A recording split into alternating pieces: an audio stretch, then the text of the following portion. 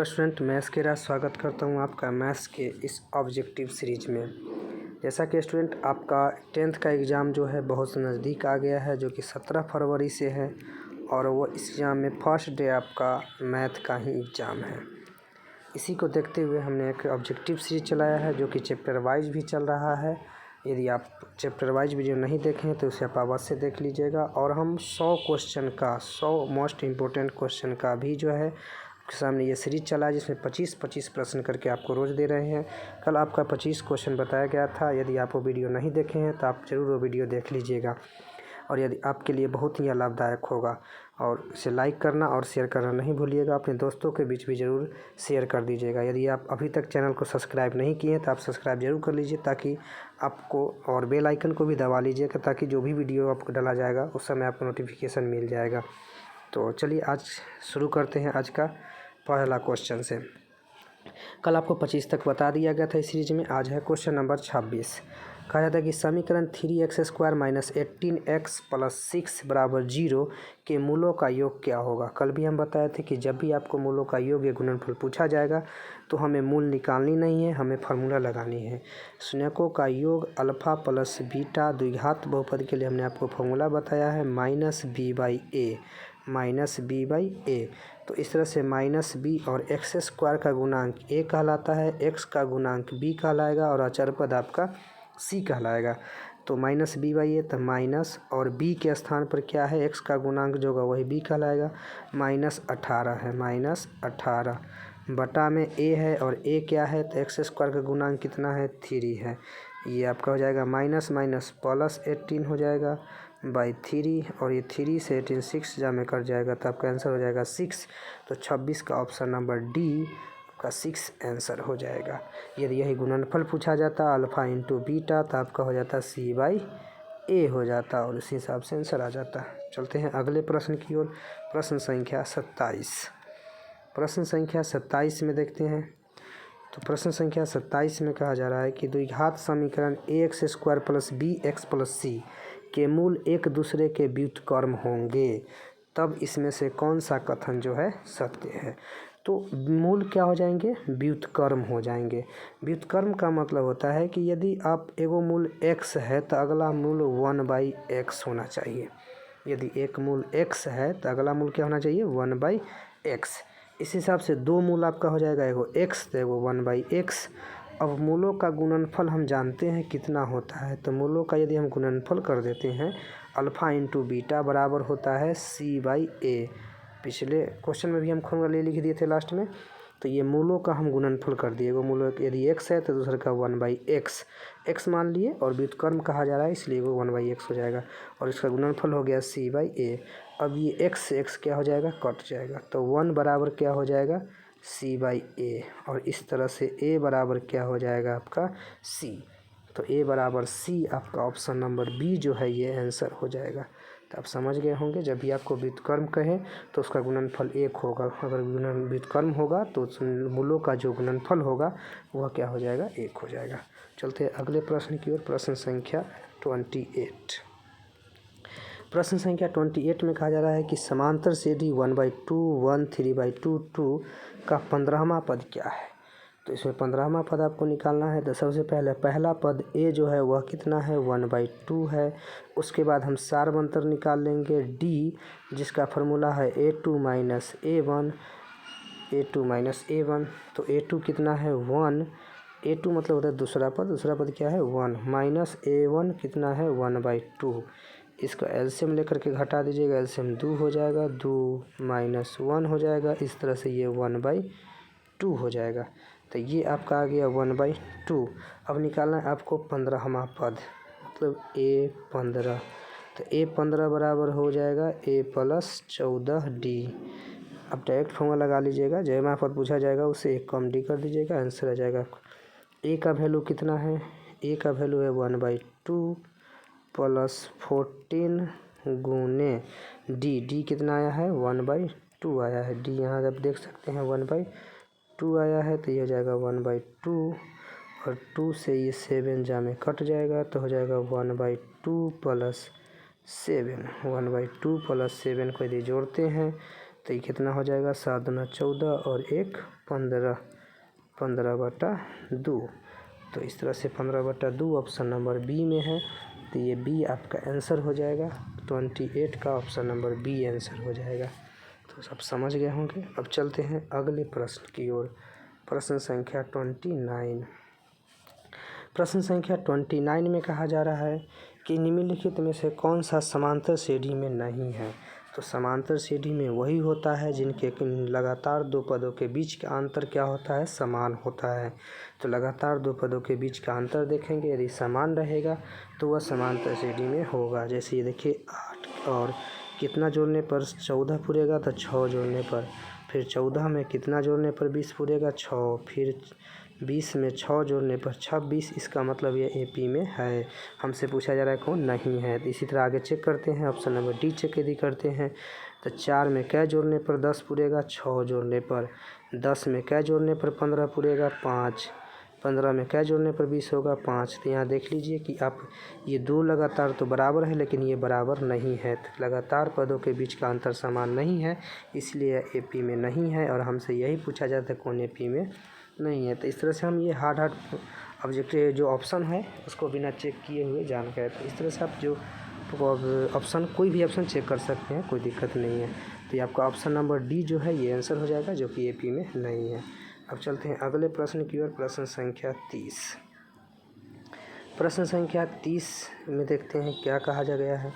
तो प्रश्न संख्या 30 में कहा गया यदि किसी समांतर श्रेणी का पहला पद 9 तथा सार्व अंतर -3 है तो इसके प्रथम 12 पदों का योगफल बताना है। आपको यहाँ पर दे दिया गया है पहला पद मतलब कि a बराबर है 9, सार्व अंतर मतलब d बराबर है -3, और आपको प्रथम 12 पदों का योगफल निकालना है, मतलब कि s 12 निकालना है।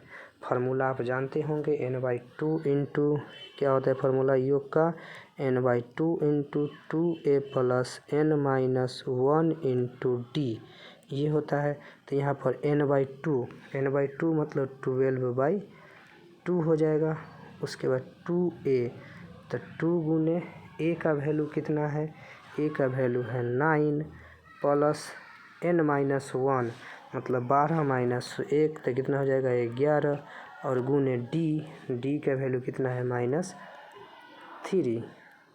तो इस तरह से ये आपका हो जाएगा, ये कट कर 6 हो जाएगा, तो 6 और ये हो जाएगा 9, 2 जा हो जाएगा 18 और -11 3 जा 33 हो जाएगा ये माइनस में। तो इधर आ जाएगा क्या बचेगा आपका 6, फिर गुने और ये 33 में से 18 घटा देंगे तो -15 बच जाएगा। कितना बचेगा -15, 15 छः कितना हो जाएगा 90, और ये कौन चीज़ में आएगा माइनस, तो -90 जो है आपका आंसर हो जाएगा ऑप्शन नंबर सी। तो 30 का ऑप्शन नंबर सी आपका आंसर हो जाएगा। तो ये समझ गए होंगे। आप फार्मूला जरूर याद रखिएगा, SN बराबर n/2 into 2a plus n-1 into D. अब चलते हैं अगले प्रश्न की ओर। प्रश्न संख्या 31। प्रश्न संख्या 31 में कहता है कि समांतर श्रेणी इतना का कौन सा पद 170 है। तो इसमें पूछा रहा है कौन सा पद 170 है, मतलब आपको an दिया गया है। तो a की वैल्यू कितना है आप देख सकते हैं 17, d की वैल्यू कितना है, तो समय देखिए 17 बढ़ाया जा रहा है तो 17 ही है। आपसे पूछ रहे कौन सा पद 170 होगा, मतलब कि आपको an दे दिया गया कितना 170, और n का फार्मूला क्या होता है a plus n-1 into D बराबर मिल गया 170। तो इस हिसाब से वैल्यू डाल देते हैं। तो a का वैल्यू कितना है 17 प्लस n तो मालूम ही नहीं है तो n रहने देंगे, d कितना है 17 बराबर 170। अब ये 17 जो है उधर माइनस में चला जाएगा तो ये बचेगा आपके इधर हो जाएगा n-1 इंटू 17 बराबर 170 में से अब आप 17 घटा दीजिएगा। 170 में से यदि आप 17 घटा देते हैं तो क्या बचेगा 153। कितना बचेगा 153, और फिर n-1 बराबर हो जाएगा 153 बटा में ये जो 17 गुना में था वो भाग में चला जाएगा, ये 9 से कट जाएगा, और इस तरह से n बराबर हो जाएगा 9 प्लस ये -1 को जो जाएगा प्लस में बराबर 10, मतलब 10वां पद आपका कितना हो जाएगा 170। ऑप्शन नंबर बी जो है आपका आंसर हो जाएगा। ऐसे भी आप थोड़ा सा अगर दिमाग लगाते तो देखिए ये 17 का टेबल है, 17, 34, 51, 68, 85 ऐसे जाते हुए कहाँ तक गया 170 तक। कहाँ तक गया है 170 तक। इसका मतलब 170 कौन सा पद होगा 10वां पद हो जाएगा। तो इससे भी आप अंदाज़ा लगा सकते थे। चलिए अब देखते हैं प्रश्न संख्या देखते हैं 32 को। प्रश्न संख्या 32 में क्या कहता है। प्रश्न संख्या 32 में कहता है कि समांतर श्रेणी 51, 48, 45 से कहाँ तक गया 6 तक में पदों की संख्या कितनी है। तो यहाँ पर भी आपको लास्ट पर दे दिया गया। इसमें ए की वैल्यू कितना है 51 है। अगर डी की वैल्यू देखा जाए तो देखिए सभी में घटाया गया है तो -3 हो जाएगा। ऐसे आप A2 -7 करके भी निकाल सकते हैं। तो इस तरह से आपको AN मतलब कि लास्ट पर दे दिया गया कितना 6। वही फार्मूला हम लोग लगाएंगे। उसी फार्मूला को लगा करके A plus n-1 into D बराबर 6 और उसके बाद n की वैल्यू ज्ञात कर लेंगे। तो ये हम आपके लिए प्रश्न छोड़ देते हैं। प्रश्न संख्या 32 आप इससे आगे इसको सोल्व करके और हमको कमेंट बॉक्स में अवश्य बताइएगा कि इसका n का वैल्यू कितना होगा। तो चलते हैं अब अगले प्रश्न की ओर। प्रश्न संख्या 33। प्रश्न संख्या 33 में कहा जा रहा है 0 और 50 के बीच विषम संख्याओं की संख्या कितनी है।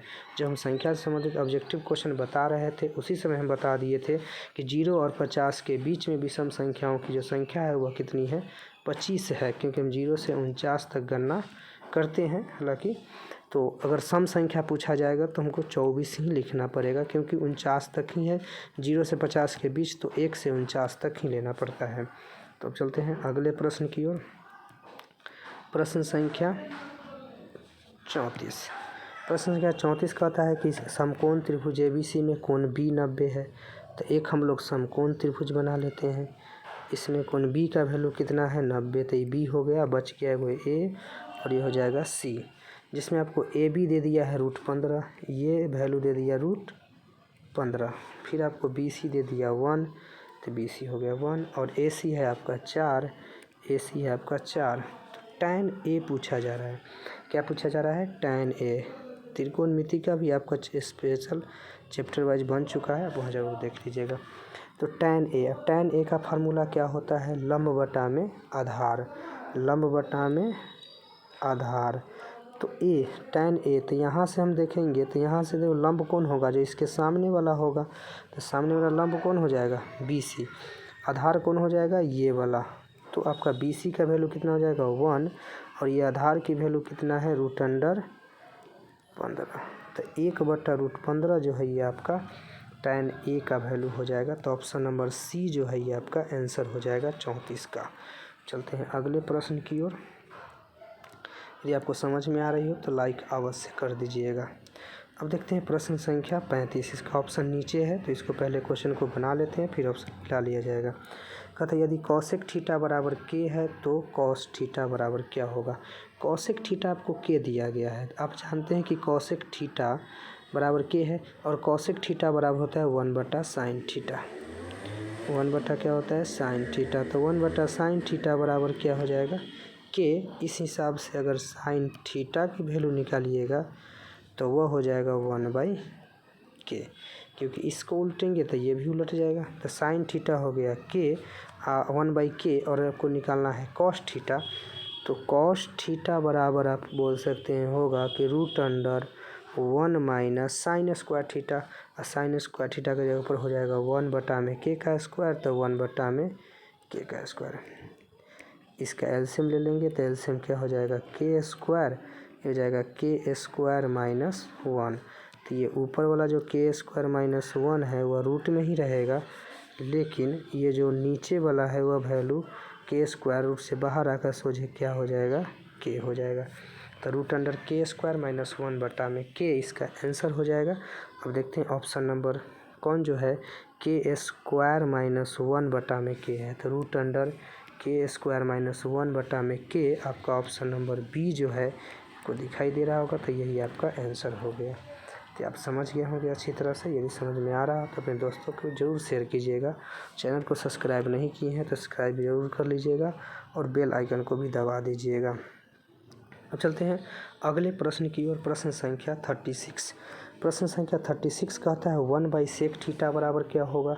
तो 1/sec थीटा बराबर फॉर्मूला होता है cos थीटा, क्योंकि cos theta into sec theta बराबर कितना हो जाता है 1 हो जाता है। उसी तरह से साइन थीटा और cosec थीटा का गुना करने पर 1 हो जाता है और tan और cot का गुना करने पर 1 हो जाता है। तो यहीं पर लिख दिया गया tan थीटा। अगला ही प्रश्न है आपका tan x into cot x, तो ये भी कितना हो जाएगा 1 हो जाएगा, क्योंकि tan x into cot x बराबर कितना होता है 1। tan x into cot x बराबर हो जाता है 1। साथ में sin x into cos x 1 हो जाता है। तो ये 37वां प्रश्न हो गया। अब चलते हैं अगले प्रश्न की ओर। प्रश्न संख्या 38। प्रश्न संख्या 38 में कहा जा रहा है कि cos थीटा की वैल्यू है 1/2, तो cosec थीटा की वैल्यू क्या होगा। हालांकि इसको आप दो तरीक़ा से बना सकते हैं, वैल्यू डाल करके भी या लंब आधार मान करके भी। तो cos थीटा का ऐसे फार्मूला क्या होता है, cos थीटा का हो जाता है आधार बटा में कर्ण। तो आधार बटा में कर्ण हो जाएगा 1/2।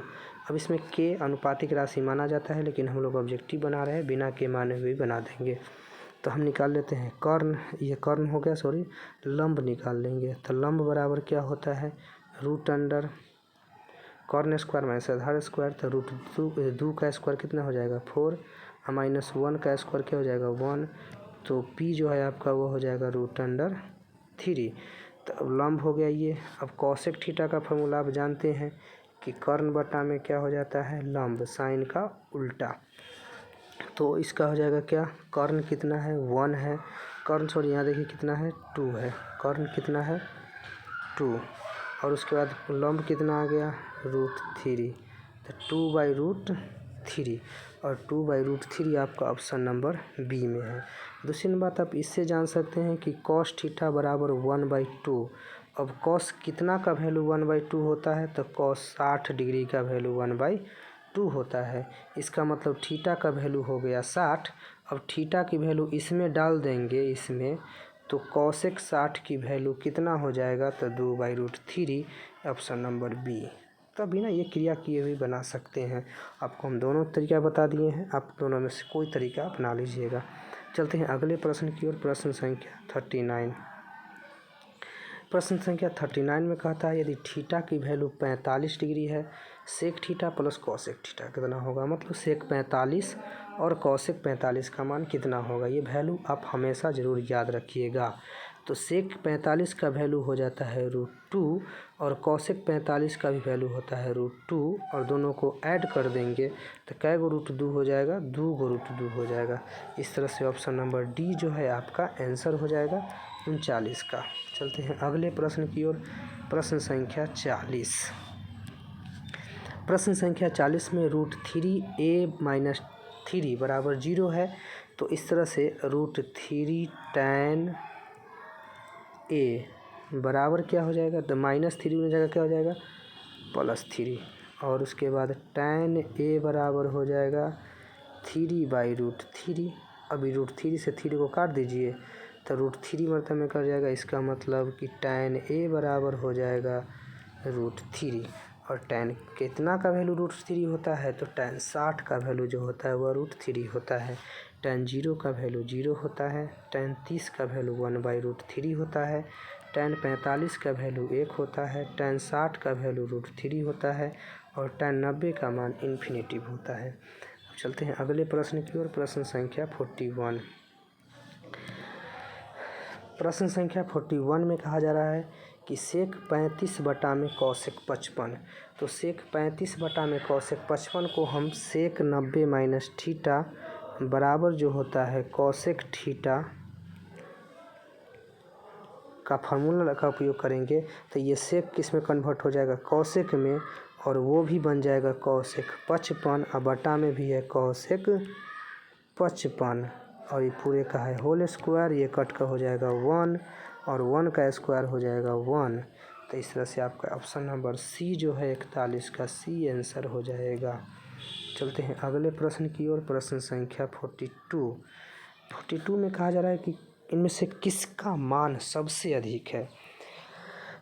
तो cos 45 का वैल्यू होता है 1/√2, sin 0 का वैल्यू होता है 0, cot 45 का वैल्यू होता है 1 और cos 60 का वैल्यू होता है 1/2।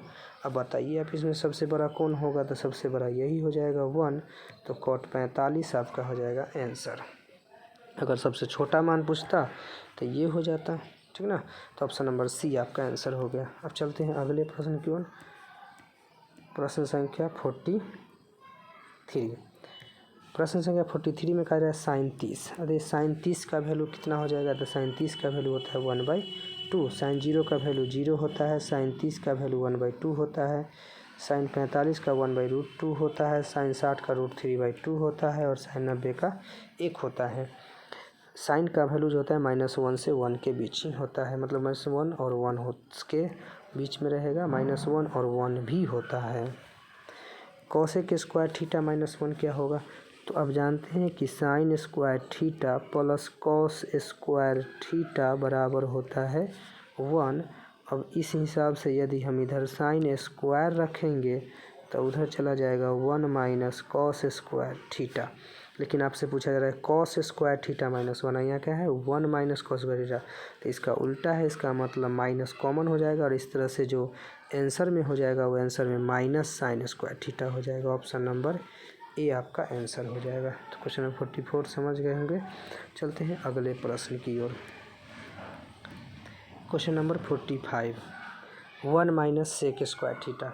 तो 1 माइनस सेक स्क्वायर थीटा क्या होगा, तो देखिए sec square theta minus tan square theta बराबर होता है 1।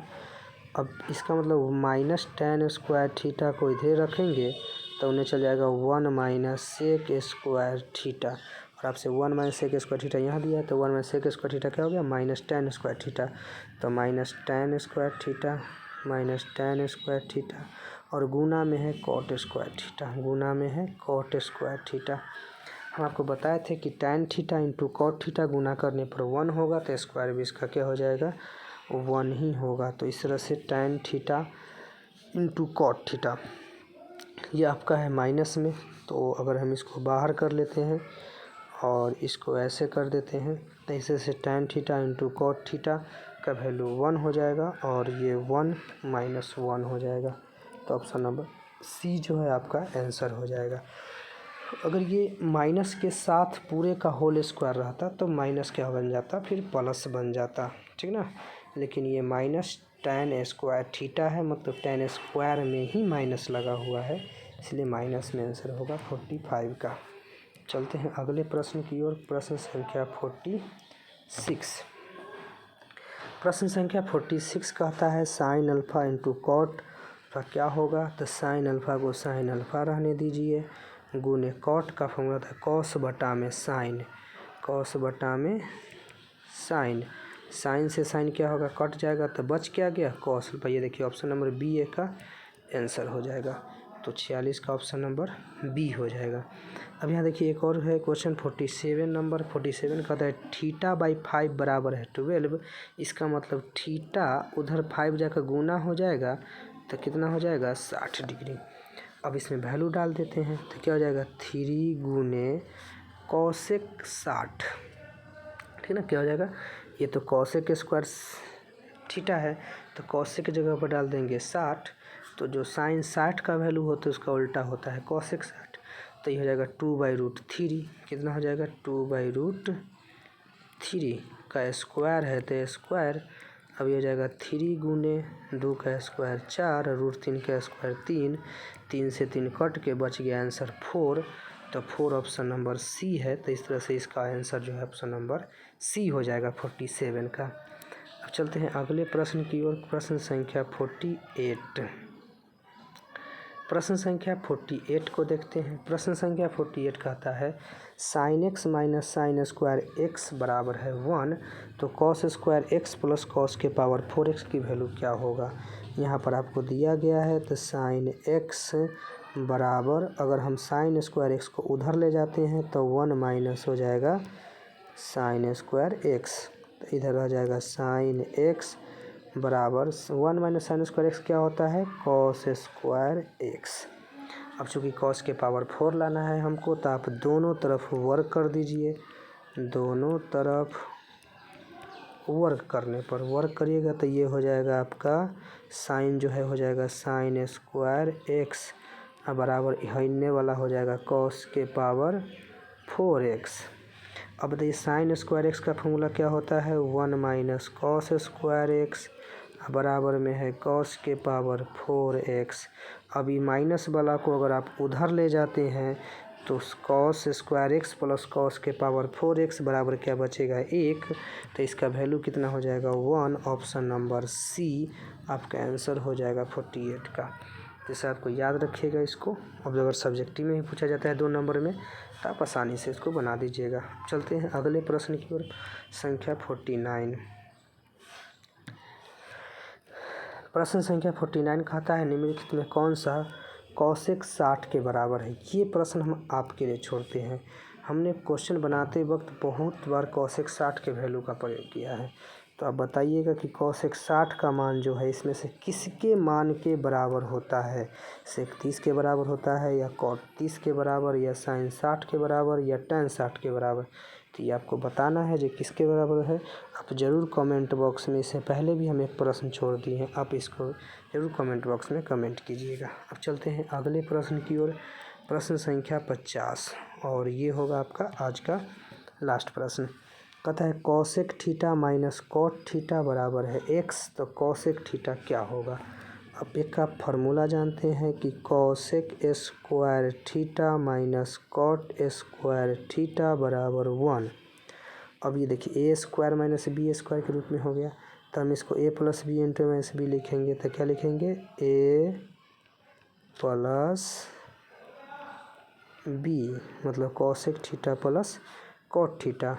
फिर इंटू में क्या लिखना पड़ेगा, इंटू ए माइनस बी मतलब cosec theta minus cot theta. तो cosec theta minus cot theta के हम डायरेक्ट क्या लिख लेते हैं, एक्स लिख लेते हैं। तो एक्स बराबर क्या 1। तो इस हिसाब से cosec theta plus cot theta बराबर हो जाएगा 1/x। ये एक्स बटा में चल जाएगा। अब देखिए यहाँ पर कॉसेक के theta plus cot theta x है, यहाँ cosec theta plus cot theta 1/x है। तो यहाँ कॉट माइनस में है, यहाँ कॉट प्लस में है, यहाँ जो है आपका माइनस में है और यहाँ कौन चीज़ में है, प्लस में है। तो ये दोनों में कॉट क्या हो जाएगा, कैंसिल हो जाएगा। कॉसेक और कॉसेक जुट कर कै गो कॉसेक हो जाएगा, 2 गो कॉसेक थीटा हो जाएगा। और 2 गो कॉसेक थीटा बराबर इधर है बराबर में x और इधर है 1/x। तो x प्लस 1/x इसका भिन्न का जोड़ कर दीजिएगा तो यह हो जाएगा x स्क्वायर प्लस 1 बटा में x। अब ये जो 2 लगा हुआ है उसके बटा में जाकर लग जाएगा 2x। तो x स्क्वायर 1 बटा में 2x आपका कॉसेक थीटा बराबर हो जाएगा। तो देख लीजिए ऑप्शन नंबर कौन हो जाएगा, option number x square plus 1 बटा में 2x आपका ऑप्शन नंबर सी जो है ये आंसर हो जाएगा। तो आप आसानी से समझ गए होंगे प्रश्न संख्या 50 को।